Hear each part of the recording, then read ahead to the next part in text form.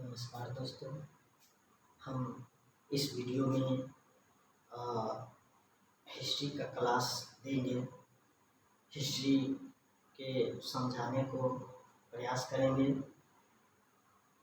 History की पढ़ने के लिए शुरुआत किस तरह करते हैं, हिस्ट्री की शुरुआती कहाँ से है, हिस्ट्री क्यों पढ़ते हैं, हिस्ट्री पढ़ना क्यों ज़रूरी है, इसके बारे में हम जानकारी देंगे। और हिस्ट्री का कुछ शुरुआती जो लेसन है, शुरुआती जो क्षण है, उसके बारे में हम बताने का प्रयास करेंगे। तो आइए हम हिस्ट्री के बारे में पहले समझते हैं। हिस्ट्री पढ़ना क्यों जरूरी है। हिस्ट्री पहले कहते किसको, इतिहास कहते किसको है। अतीत के अध्ययन को हम इतिहास कहते हैं, यानी अतीत का अध्ययन ही इतिहास कहलाता है। अपने शब्दों में देखें तो बीते हुए कल को जानना ही इतिहास कहलाता है। ऐसे हम कह सकते हैं कि थोड़ा क्षण भी बीत जाए, थोड़ा समय भी बीत जाए तो उसको हम इतिहास कहेंगे। जैसे कल हम क्या किए, कल कहाँ गए, वो सब एक इतिहास है। लेकिन उसको हम एक कालखंड में जोड़कर नहीं पढ़ते हैं, इसलिए उसको हम इतिहास नहीं मानते। लेकिन कह सकते हैं कि जो बीते हुए कल को हम इतिहास कहते हैं। जैसे हम अभी थोड़ा देर पहले कुछ बोले, वो भी क्षण क्षण ही इतिहास हो जाता है। और हम इतिहास की जानकारी, बिना इतिहास की जानकारी लिए हुए हम वर्तमान को नहीं समझ सकते हैं। और वर्तमान को नहीं समझकर, अगर नहीं समझते हैं तो भविष्य के भी हम निर्माण नहीं कर सकते हैं, भविष्य के बारे में भी हम नहीं सोच सकते हैं। तो अतीत से हमें वर्तमान की जानकारी मिलती है, वर्तमान की समझ होती है और भविष्य की निर्माण करते हैं, भविष्य की निर्माण के बारे में सोचते हैं। इतिहास की जानकारी या तो लिखित से मिलता है, या उसके अवशेषों, उसके मिट्टी में जो मृदभांड है, या शिलालेख है, या तारपत्र, भोजपत्र, जो भी लिखा हुआ रहता है उसके हिसाब से हम, उस पे जो लिखा हुआ उसके हिसाब से हम इतिहास की जानकारी लेते हैं। इतिहास पढ़ना क्यों जरूरी है, आप ये जान लें। चलिए हम स्टार्ट करते हैं।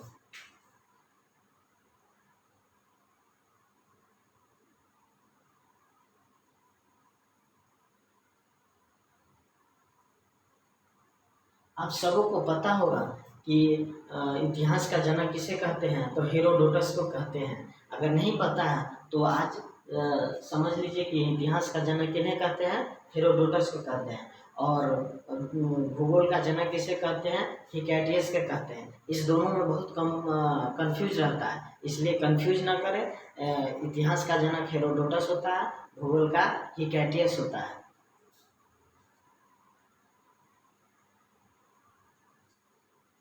अध्ययन की दृष्टि से हम इतिहास को 3 कालखंड में बांटते हैं। इतिहास को कितने कालखंड में बांटते हैं, 3 कालखंडों में।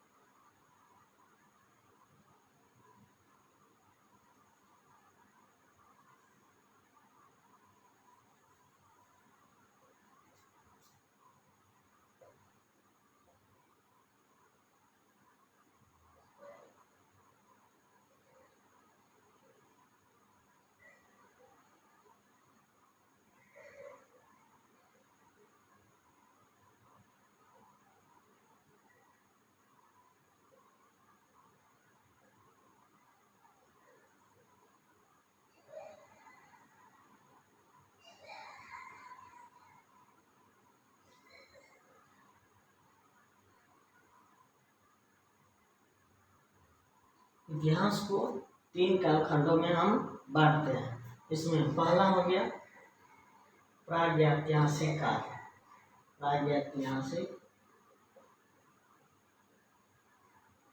काल। दूसरा हो गया आद्य ऐतिहासिक,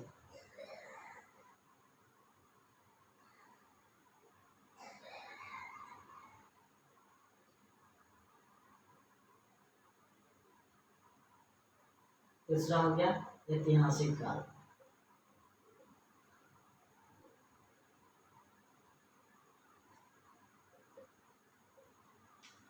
हमने कहा कि इतिहास को हम 3 कालखंडों में बांटते हैं। पहला प्रागैतिहासिक काल, दूसरा अद्यैतिहासिक काल, तीसरा ऐतिहासिक काल। सबसे पहले जान ले, हमने बताया कि अतीत का अध्ययन ही इतिहास कहलाता है।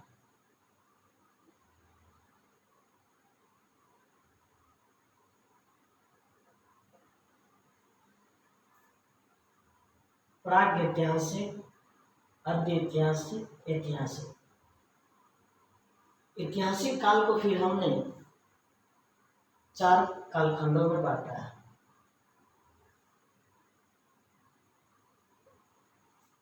पहला प्राचीन काल,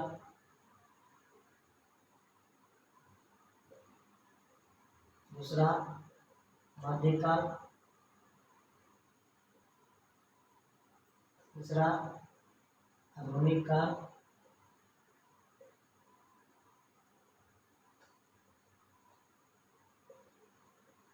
चौथा विश्व इतिहास।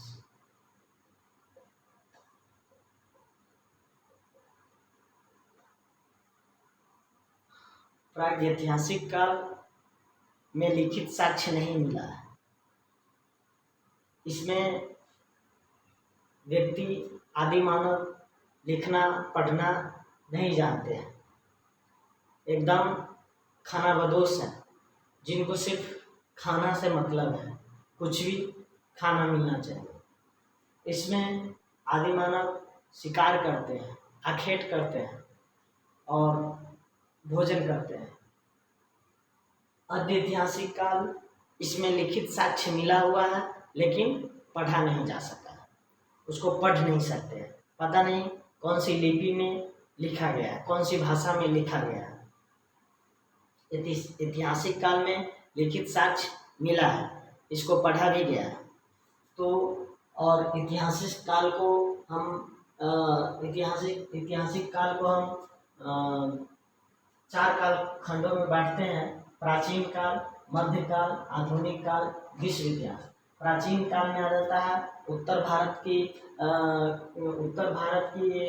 प्राचीनतम काल, दक्षिण भारत की। इसमें होता है चोल, पांड्य, ये सब राजा जो आ जाते हैं। मध्यकाल में अधिकांश मुस्लिम आक्रमण होती है, तो ये मध्यकाल में मुस्लिमों आक्रमण के बारे में जानकारी लेते हैं। आधुनिक काल में जब अंग्रेज भारत में प्रवेश करते हैं, जब पश्चिमी देशों का भारत में प्रवेश होता है, उनका व्यापार आता है, तो ये हम वहाँ से आधुनिक काल पढ़ते हैं। इस आधुनिक काल में ही नेहरू काल आता है। जिसमें उसके बाद ये विश्व इतिहास आता है। विश्व इतिहास में जो जर्मनी का एकीकरण, इटली का एकीकरण, बिस्मार्क, ये हम विश्व इतिहास में पढ़ते हैं। चलिए आते हैं हम प्रागैतिहासिक काल। प्रागैतिहासिक काल को हम पाषाण काल भी कहते हैं। पाषाण काल को स्टोन एज यानी पत्थरी युग कहते हैं। स्टोन एज पाषाण काल को 4 भागों में बांटा गया है।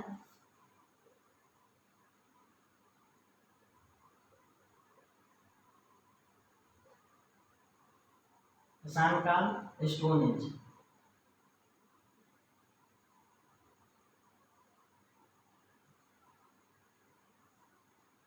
चार खंडों में बांटा गया है। पूरा पाषाण काल,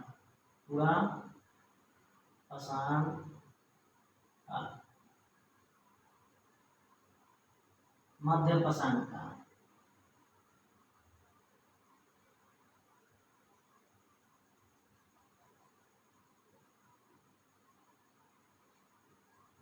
नव पाषाण काल,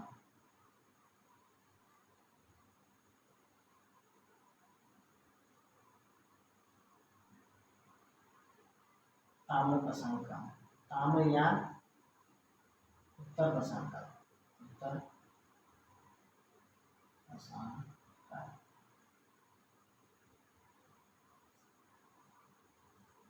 पूरा पाषाण काल में जो है मानव जो है खानाबदोश है।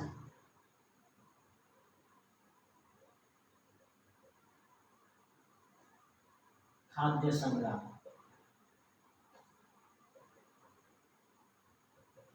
खानाबदोश कहने का मतलब है कि उसको सिर्फ खाने से मतलब है, उसको किसी तरह खाना चाहिए। शिकार करके या पेड़ पौधा से या एक दूसरे को मारकर ये खानाबदोश पूरा पाषाण काल में खाते हैं। इसी में आपको इसमें आपको आग की खोज होता है। इसमें आग की खोज होता है। इसमें आग की खोज होता है और इसी को आदि मानव कहते हैं। आदि मानव नहीं, आग की खोज होता है, आदि मानव होता है। और इसमें जैसे इसमें मानव जाति जो है एक पहाड़ से पत्थर गिरते हुए देखे, और जब पहाड़ से पत्थर गिरा तो दूसरे पत्थर पे गिरा, वहाँ पे एक चिंगारी मतलब निकला, और चिंगारी निकल के वहाँ पे जितना सूखा हुआ झाड़ी था उसमें आग पकड़ ली। तो उसने भी एक पत्थर को लेकर एक दूसरे पत्थर से टकराया, तो उससे भी चिंगारी निकली। तो वहाँ से हम मतलब आग की खोज हुआ। जिससे मध्य पाषाण काल में इसमें जो है इसमें पत्थर के बड़े बड़े औजार भी मिले हैं। पत्थर के बड़े बड़े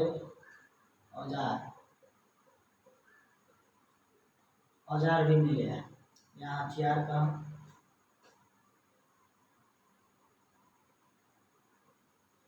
पत्थर के बड़े बड़े हथियार मिले हैं। मध्य पाषाण काल में छोटे छोटे हथियार हो जाते हैं। पत्थर का हथियार क्या हो जाते हैं? छोटे छोटे हो जाते हैं।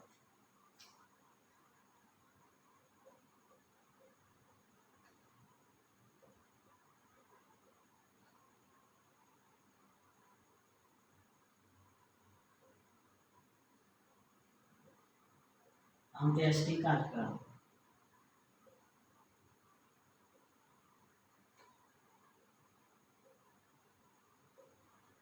अंत्येष्टि कार्यक्रम होते हैं जो आदमी को जो है दाह संस्कार या अंतिम संस्कार जो होता है, ये अंत्येष्टि कार्यक्रम इसमें अंत्येष्टि कार्यक्रम का साक्ष्य इस मध्य पाषाण काल में मिलता है।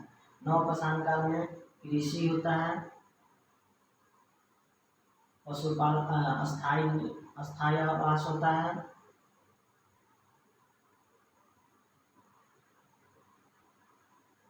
अस्थायी पशुपालन होता है।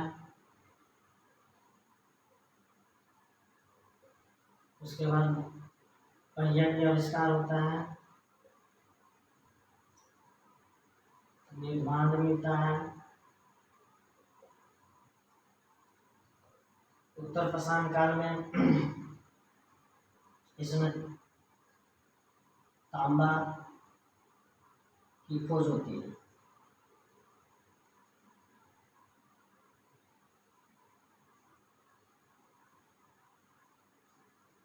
इसमें तांबा की खोज होती है। अब यहाँ पे देखेंगे कृषि का साक्ष्य जो है सबसे पहले मेहरगढ़ कृषि जो है सबसे पहले इसमें कृषि का किस चीज का मिला? तो जौ का मिला। जौ, उसके बाद गेहूं। ये कहाँ मिला? ये पाकिस्तान में, पाकिस्तान एक जगह है मेहरगढ़, मेहरगढ़ सुलेमान और पृथक पहाड़ी के बीच है।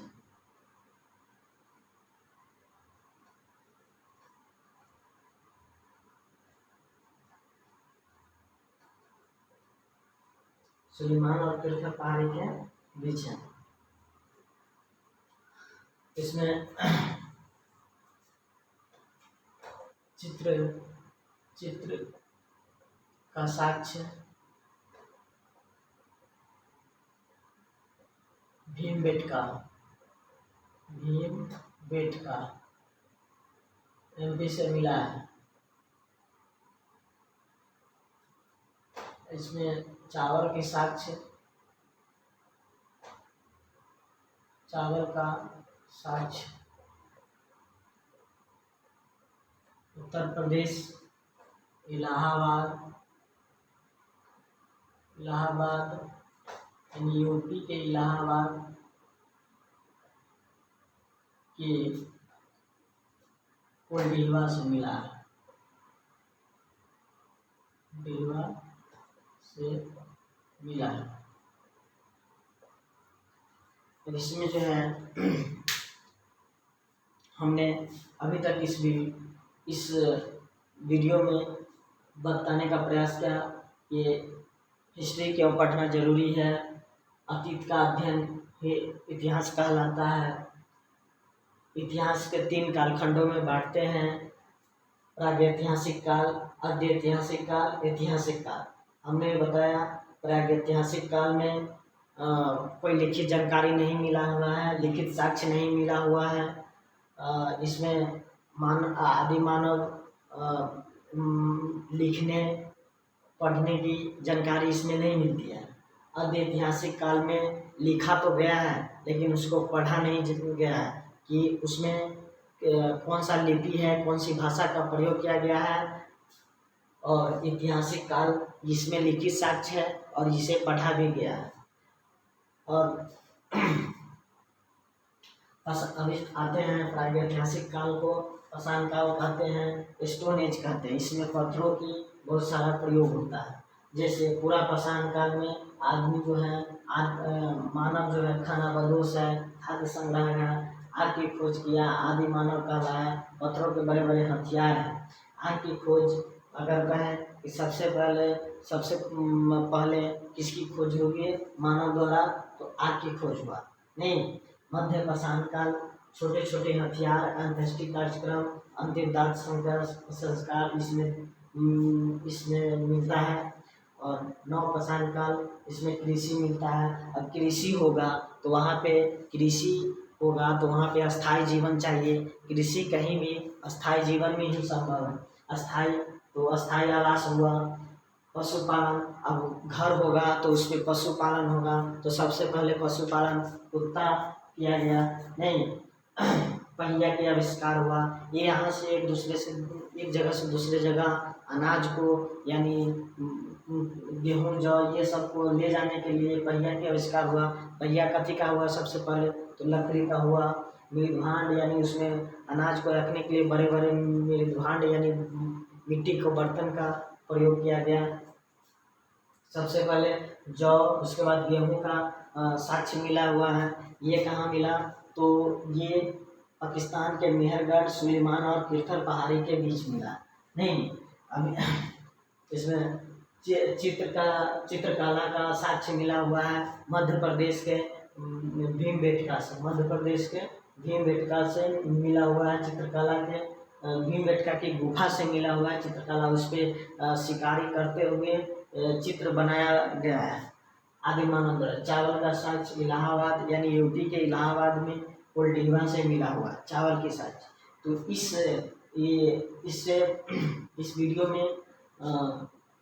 वीडियो में प्रागैतिहासिक काल को समझाने का प्रयास किए। और इसमें जो आग की खोज, पत्थर के बड़े बड़े औजार कहाँ से किस जगह से मिले हैं, और कृषि कहाँ से मिले हैं, पशुपालन, कुत्ता पालने की साक्ष्य कहाँ से मिले हैं, पहिया, मृदभांड ये सब कहाँ से मिले हैं। तांबा की खोज ताम्र पाषाण काल में हुआ, इसलिए इसे तांबा की खोज ताम्र पाषाण काल में हुआ, इसलिए ताम्र पाषाण काल कहते हैं। नहीं, तो इस प्रागैतिहासिक काल, ऐतिहासिक काल, इस दोनों से लगभग 3-4 नंबर रहते हैं। किसी न किसी एग्जाम में सब 3-4 नंबर ही इससे रहते हैं, सबसे ज़्यादा इससे ये नंबर आता है। ये और ये आद्य ऐतिहासिक काल, प्रागैतिहासिक काल बहुत जल्दी ही खत्म हो जाती है, इसमें थोड़ा पढ़ना रहता है, इसमें ज़्यादा पढ़ना रहता है। ये 6-7 महीना तक इसकी क्लास चलती है। नहीं,